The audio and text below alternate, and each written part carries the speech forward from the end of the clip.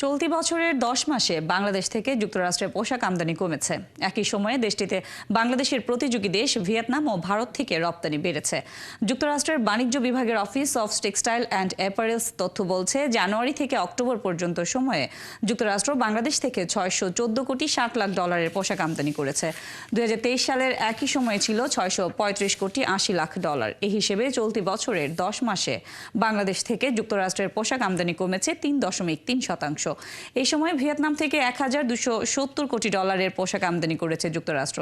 গত বছরের একই সময়ে আমদানি হয়েছিল 1222 কোটি 40 লাখ ডলারের, আর ভারত থেকে আমদানি করেছে 405 কোটি 10 লাখ ডলারের, যা গত বছরের একই সময়ে ছিল 394 কোটি 50 লাখ ডলার। এই হিসেবে ভারত থেকে আমদানি বেড়েছে 2.68%।